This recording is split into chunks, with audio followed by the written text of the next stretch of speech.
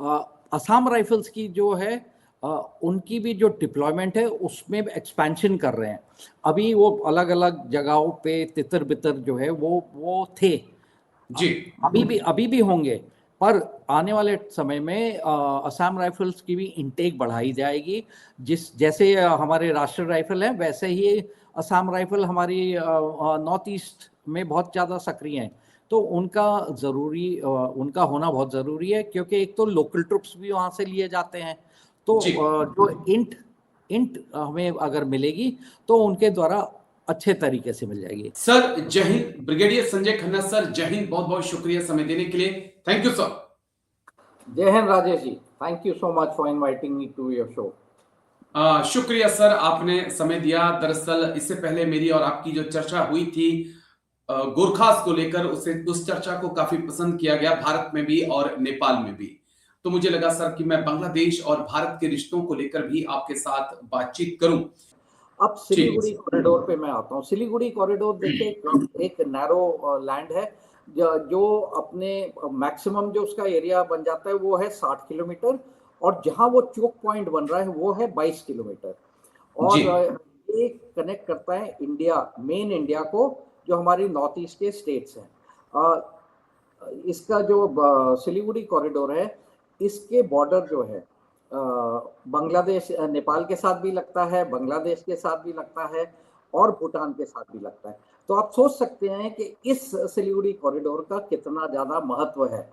और ये जो चुम्बी वैली है चाइना की, वो यहाँ से तकरीबन सिर्फ 50 किलोमीटर दूर। तो इसको प्रोटेक्ट करना हर टाइम हमारे लिए बहुत महत्वपूर्ण हो गया। आज तक इसके ऊपर ठीक है, हम सोचते थे, स्ट्रैटेजिकली सोचते थे ये हमारे लिए इम्पोर्टेंट है, पर जिस तरह से जियो पॉलिटिकल और मिलिट्री सिचुएशन चेंज हो रही है हमारे नेबरहुड में, पाकिस्तान के साथ हमारे ऑलरेडी ऑपरेशन सिंदूर चल रहा है, बांग्लादेश में रेडिकलाइज्ड इतने ज़्यादा लोग हो गए हैं, स्पेशली शेख हसीना के तख्ता पलट के बाद, के अब वो बात करते हैं, वो और चाइना मिलके बात करते हैं कि जी हम चिकन नेक एरिया के पास में जो है चुम्बी वैली है उसके आसपास हम अपना एयरबेस बनाएंगे। तो एयरबेस बनाना मतलब हमारे लिए काफी दिक्कत पैदा कर सकता है। तो इन सब चीजों को मद्देनजर जो है रखते हुए हमें ध्यान रखना है। इसकी मिलिट्री सिग्निफिकेंस है कि ये एक सिंगल पॉइंट जो है रूट है, और इसको अगर काट दिया तो ये हमारा पूरा ही नॉर्थ ईस्ट कट जाएगा।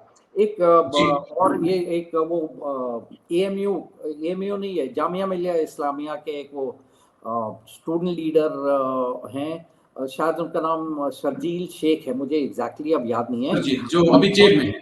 जी हाँ, जेल में। उन्होंने भी ये बोला था कि ये हम सबको मिलके जो है ये चिकन नेक एरिया को जो है काट देना चाहिए हिंदुस्तान से। तो आप ये सोचिए कि हर जगह ये सोच चल रही है, तो ये सिलीगुड़ी कॉरिडोर कितना इम्पोर्टेंट है हमारे लिए। उसके बाद जो है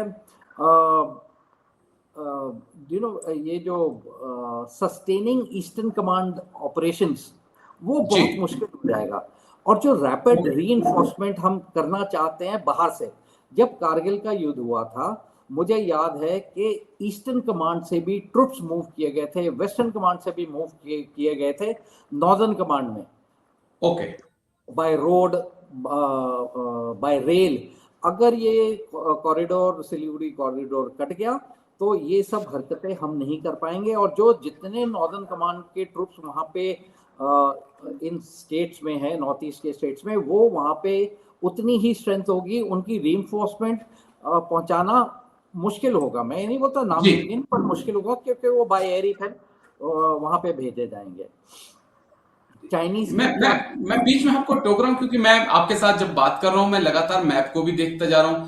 मैं ये देख रहा हूं कि जहां पर सिलीगुड़ी कॉरिडोर है, जहां किस तरह आपने बात की कि महज 27-28 किलोमीटर की वो जो डिस्टेंस रह जाता है, वहां पर हम देख रहे हैं, मैं देख रहा हूं मैप में कि ये जो जगह है ये तो एक तरफ जलपाईगुड़ी है, दूसरी तरफ भी बीच में बांग्लादेश का भी ये चिकन नेक है। अगर हम दूसरे नजरिए से देखें तो मुझे लग रहा है कि ये बांग्लादेश का भी ही चिकन नेक है। अगर जरूरत पड़ी तो भारत इसको काट कर जो दूरी, जो चौड़ाई जो कहा जा रहा है कि 28 किलोमीटर की है, उसको कम से कम 100-150 किलोमीटर की कर सकता है। नहीं, आपकी बात जायज़ है, पर जैसा हमारा देश है, हम शांति प्रिय हैं। हम आज तक कभी हमने किसी देश के ऊपर अटैक नहीं किया, और ये जी आगे भी हम इसी पॉलिसी पे ही चलेंगे, क्योंकि हम किसी देश के ऊपर अटैक नहीं करना चाहते। हम समझते हैं कि ये मतलब किसी भी तरह के ना ह्यूमैनिटेरियन है, ना वर्ल्ड जियोपॉलिटिकल में या मिलिट्री एथॉस में जो जी है इस टाइप की कार्रवाई जो है हम करना चाहेंगे। हाँ, कभी हुआ कि बिल्कुल ही मजबूर किसी देश ने कर दिया ऐसी हरकतें करके, तो हम पहले स्ट्राइक करेंगे, पर आज तक हमारी हिस्ट्री में रहा है कि हमने ऐसा नहीं किया है। हमने हमेशा अपने आप को प्रोटेक्ट ही किया। अब जो जो हिंदुस्तान ने काउंटर मेजर्स जो नॉर्थ ईस्ट में जी डिप्लॉय की हैं, उसके अंदर सबसे पहले कि देखिए 17 कोर रेज हुई थी, जो ओके अभी भी उसकी रेजिंग्स एट एंड डेट्स में जो है होती जा रही है। और हैवी डिप्लॉयमेंट जो है सिक्किम सेक्टर में हमने कर दी है, क्योंकि सिक्किम सेक्टर के ऊपर भी वो अपना स्टेक जो है अपना स्टेक करते हैं क्लेम को। और हमने देखा है कि 62 के युद्ध में जो है उन्होंने काफ़ी हद तक जो है सिक्किम में अंदर आ गए थे। और ओके उसके साथ ही साथ हमने वहाँ पे एनहेंस्ड एयर बेस बना दिए हैं। मतलब एयर बेस तो ऑलरेडी एग्जिस्ट थे, हाशीमारा, बागडोगरा, छबुआ, जी ये सब एरिया वहाँ थे ही थे। पर अब जो है वहाँ पे हमने जो फाइटर एयरक्राफ्ट जो न्यू जनरेशन रफाल को भी हम फॉरवर्ड बेस पे रख बेहतर रहे है हैं, जी और इसी तरह सुखोई 30 हैं। तो जो मेन हमारे स्ट्राइक एयरक्राफ्ट्स हैं, उनको उन बेसिस में भी हमने मूव फॉरवर्ड कर दिया है। और ये हर जगह जो है, चाहे वो अरुणाचल हो, सिक्किम हो, आपका बाकी जो नॉर्थ ईस्ट के स्टेट हों, उनके अंदर ये डिप्लॉयमेंट हमने बढ़ा दिया। अब आर्मी ने क्या किया, आर्मी ने जो है माउंटेन डिवीजन जो है स्ट्रेंथ जी बढ़ा दी, और साथ ही साथ एडिशनल ब्रिगेड्स की रेजिंग भी होती रही। 3 ब्रिगेड्स ऑलरेडी डिप्लॉय हो चुके हैं फॉरवर्ड पोस्चर पे, और अभी ये मिजोरम की ब्रिगेड भी डिप्लॉय होने जा रही है। जो इंटीग्रल सर्विलेंस और जो आईएसआर सिस्टम्स हैं हमारे, उनको अपग्रेड करके जो है हमने और ज़्यादा उसको फैला दिया है, कॉन्सेंट्रेटेड नहीं रखा है, उनको फैला दिया है, जिससे कि इतना बड़ा एरिया है, हमें उसकी जो है जानकारी हर टाइम रहे। ठीक आर्टिलरी है यूनिट्स, आर्टिलरी सपोर्ट जो है नॉर्थ ईस्ट में बढ़ा दिया गया है। वहाँ पे धनुष और M777 जैसे आर्टिलरी गन्स को डिप्लॉय कर रहे लगाए हैं। असम राइफल्स की जो है उनकी भी जो डिप्लॉयमेंट है उसमें एक्सपेंशन कर रहे हैं। अभी वो अलग अलग जगहों पे तितर बितर जो है वो थे, जी अभी भी होंगे, पर आने वाले समय में असम राइफल्स की भी इंटेक बढ़ाई जाएगी।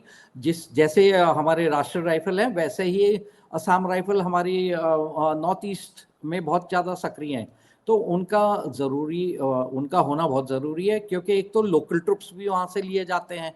तो जी जो इंट इंट हमें अगर मिलेगी तो उनके द्वारा अच्छे तरीके से मिल जाएगी।